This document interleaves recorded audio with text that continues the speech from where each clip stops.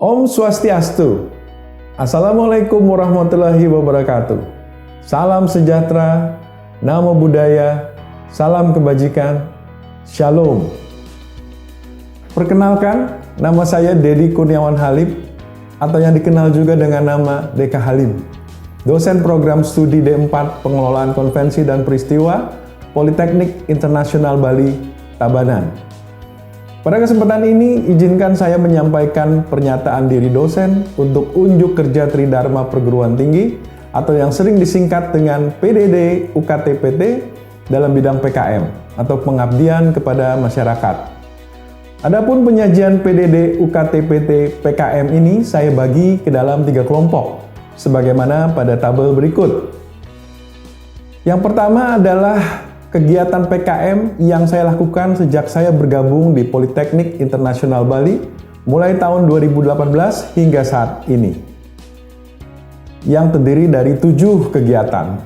Yang pertama, menuju Bali bebas sampah, yaitu workshop manajemen persampahan dan bakti sosial untuk pembersihan sampah di sepanjang Jalan Karangmas Sejahtera Jimbaran, yang bekerja sama juga dengan Yayasan Jimbaran Hijau.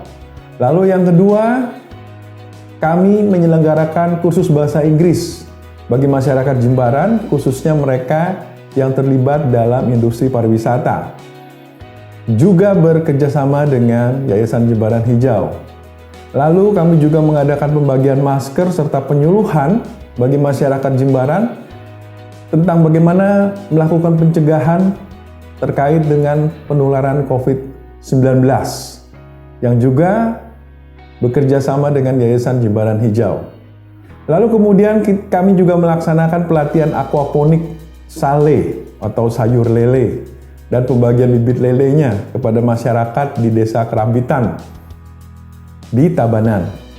Yang kelima adalah sosialisasi program pendampingan desa wisata oleh Politeknik Internasional Bali untuk Desa Wisata Bongan yang bekerja sama dengan Kemenparekraf Republik Indonesia, yang pada saat itu dilakukan di 2 tempat, baik di Hotel Puri Saron maupun di Desa Wisata Bongan.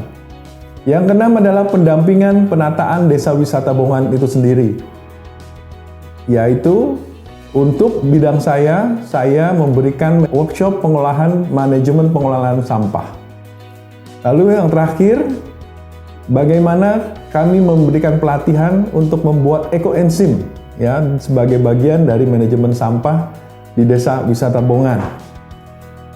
Nah, yang kedua adalah kegiatan PKM yang saya lakukan secara mandiri melalui yayasan sosial, lembaga swadaya masyarakat, NGO atau non-government organization, atau menjadi tim pembina atau pengawasan untuk membantu program-program pemerintah. Misalnya saja, saya ditunjuk menjadi perwakilan atau representative officer oleh Green Building Council Indonesia atau GBCI yang merupakan afiliasi dari World Green Building Council di dunia, sebuah NGO atau LSM internasional.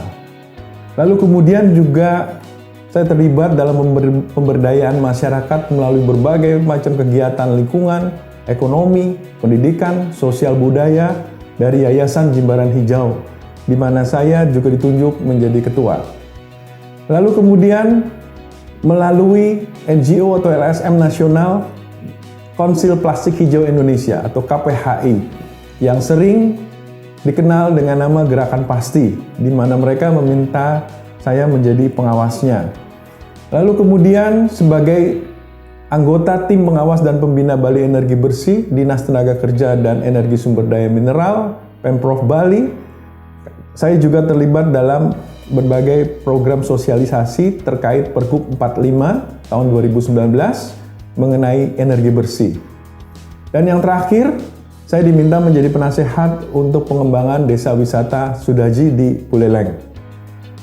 Nah, kelompok yang ketiga adalah PKM yang saya lakukan bagi masyarakat dunia. Ya, setidaknya saya terlibat dalam 3 kegiatan. Yang pertama sebagai tim perencana Kota Muda di tahun 2005, ya, yang ditunjuk oleh UNESCO untuk redevelopment distrik Bilbao La Vieja di Spanyol pada Kongres Dunia ke-41 International Society of City and Regional Planners. Lalu kemudian saya juga diminta menjadi tim peninjau untuk UN Habitat bagi proyek perumahan rakyat di Kuala Lumpur, Malaysia pada World Urban Forum ke-9. Lalu kemudian saya juga terlibat dalam pertukaran akademik dan pendidikan pariwisata melalui Asia Center of Tourism yang berpusat di Asia University Malaysia untuk menjadi penasehat. Nah, di samping ketiga tabel tersebut, saya juga sering diminta menjadi pembicara, narasumber, atau fasilitator, baik di seminar, bimbingan teknis, dan sebagainya. Seperti pada tabel berikut. Misalnya, yang baru saja berlangsung, forum group discussion tentang penjajakan potensi ekonomi desa wisata dan persampahan melalui wadah koperasi, di mana saya diundang menjadi fasilitator atau narasumber. Yang tuan rumahnya adalah Kementerian Koperasi dan UMKM Republik Indonesia beserta Kemenparekraf RI yang dilaksanakan di Bali.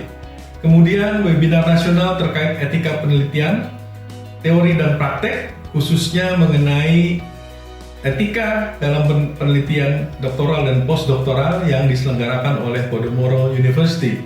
Lalu kemudian juga seminar nasional maritim dalam rangka Hari Nusantara 2021 dengan tema Kultur Masyarakat Bahari dan Ekonomi Digital yang diselenggarakan oleh Aspeksindo, yaitu Asosiasi Pemerintah Daerah, Kepulauan dan Pesisir seluruh Indonesia. Lalu kemudian juga ada webinar internasional yang berjudul Safe Tourism yang diselenggarakan dalam bahasa Inggris dan diundang oleh DHS Academy Malaysia dan e-portal. Lalu kemudian juga ada webinar terkait Green Campus yang bertema tentang Reduce Waste and Create Big Change yang diselenggarakan oleh Universitas Mahara Saraswati dan Pasar, Bali. Lalu kemudian ada bimbingan teknis tentang pendampingan desa wisata untuk regional 2B, wilayah Bali dan Nusa Tenggara yang diselenggarakan oleh Kemenparekraf RI.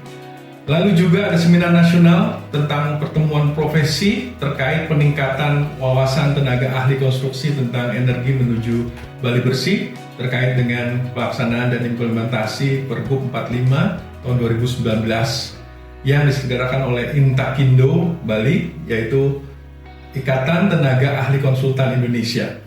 Kemudian juga ada terkait dengan kuliah umum mengenai peran serta Green Building Council Indonesia Bali dalam membantu Bali mewujudkan pembangunan berkelanjutan yang diselenggarakan oleh Universitas Udayana, Fakultas Teknik Arsitektur.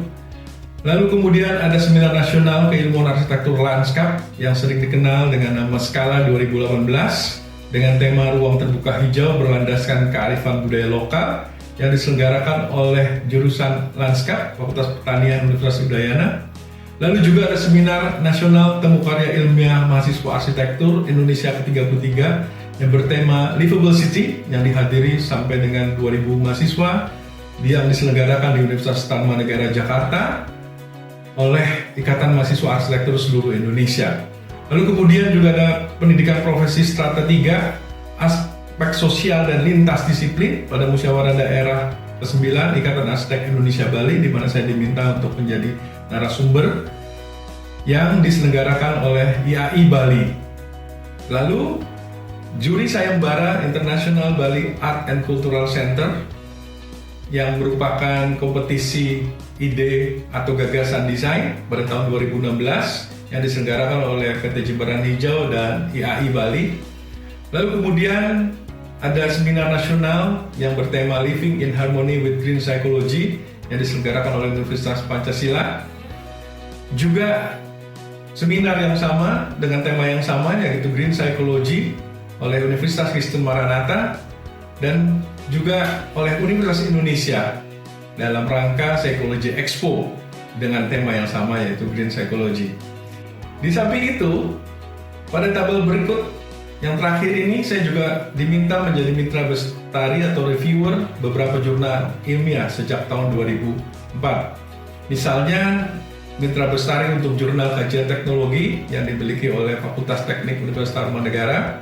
Lalu kemudian jurnal Makara, jurnal Humaniora dan ilmu-ilmu sosial yang dimiliki oleh Universitas Indonesia. Lalu kemudian Mitra Bestari untuk Mindset atau jurnal psikologi yang dimiliki oleh Fakultas Psikologi Universitas Pancasila. Kemudian juga Journey, yaitu Journal of Tourism Entrepreneurship, Culinary, Hospitality, Convention, and Event Management yang dimiliki oleh Politeknik Internasional Bali. Dan yang terakhir, saya menjadi Mitra Bestari untuk Journal of Business on Hospitality and Tourism atau yang dikenal dengan JBHOS yang dimiliki oleh Institut Pariwisata dan Bisnis Internasional Bali. Nah, demikian kegiatan PKM singkat saya. Silakan menikmati video dokumentasi PKM saya. Semoga bermanfaat bagi Bapak, Ibu, dan rekan dosen sekalian.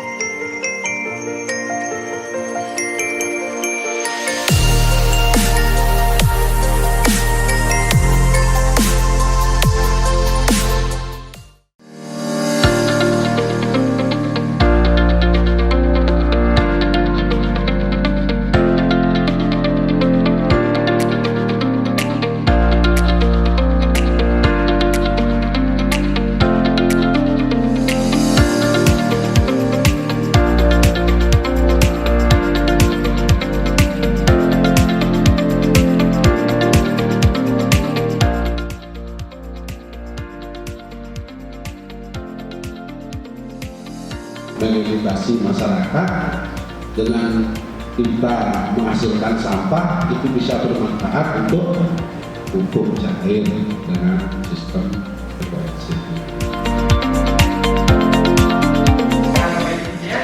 Kita harus berikan pemahaman kepada seluruh masyarakat bagaimana mengajukan TPS 3R. Nah, tetapi yang lebih penting adalah saya harus mensosialisasikan asal muasalnya TPS 3R atau dasar hukumnya dari TPS 3R.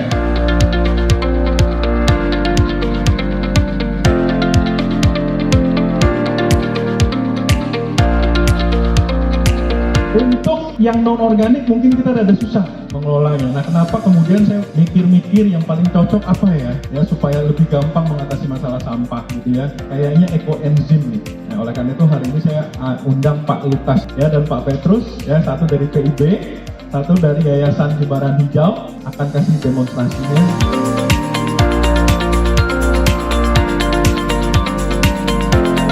Sumber daya sampah yang ada sumbernya kan dari rumah tangga. Ya. Kita keluarkan itu biar berantakan itu ya, kembalikan ke rumah tangga. Dan sekarang kita di rumah tangga itu ada sampah dua, sampah basah dan sampah kering. Nah, sampah kering ini gimana cara nantinya dan kemudian sampah basahnya bagaimana?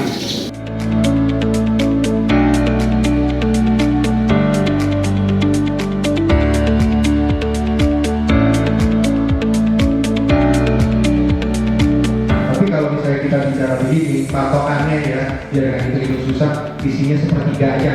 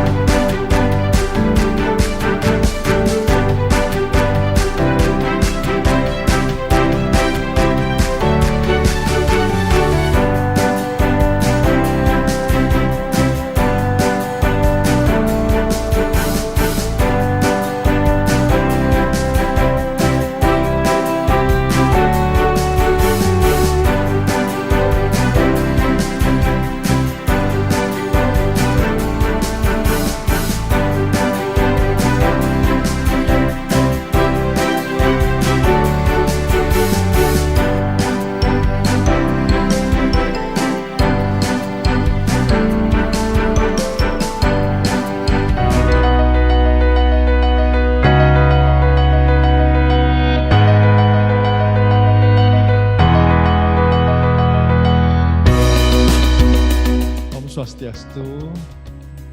Assalamualaikum warahmatullahi wabarakatuh. Salam sejahtera. Terima kasih sebelumnya saya diberi kesempatan untuk sharing gitu ya. Ya.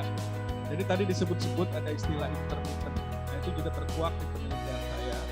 Ya, makanya kalau di solar panel pakainya watt peak. Watt atau P-nya, peak. Peak itu paling tingginya berapa? Kita kalau buang sampah, TPA-nya ada di mana? Di mana? Ya udah saya bantuin deh cari investor. Ya, tapi dengan catatan ya tadi.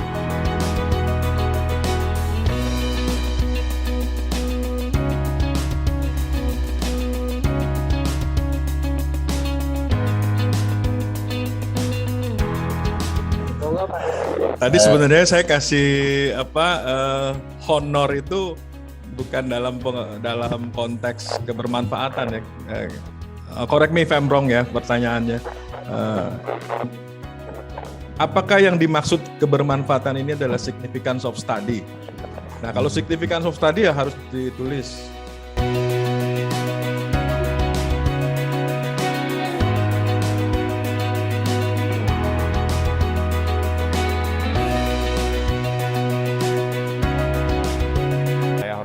Tentu Pak Deddy Kurniawan Halim, ini dosen saya di UNJ dulu. Tentu beliau juga akan menyampaikan bagaimana perspektif green economy ya dalam mengelola kepulauan kita, terutama dengan potensi tourism.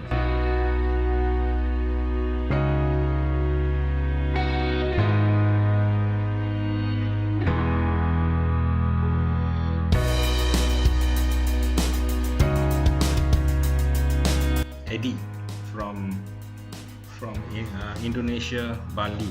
Okay. So actually, thank you for the opportunity given to me to speak about this issue.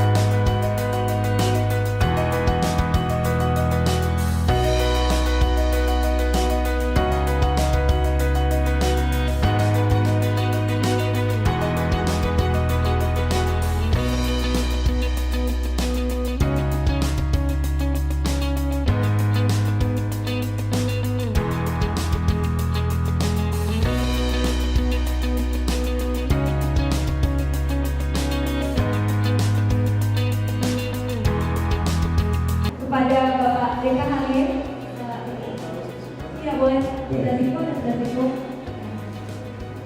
Oke, sebelumnya perkenalkan ya nama saya DK Halim ya, dan saya mungkin akan lebih banyak membahas soal servis terkait dengan ruang terbuka hijau karena panitia itu mintanya saya membagikan apa yang pernah saya teliti ya tentang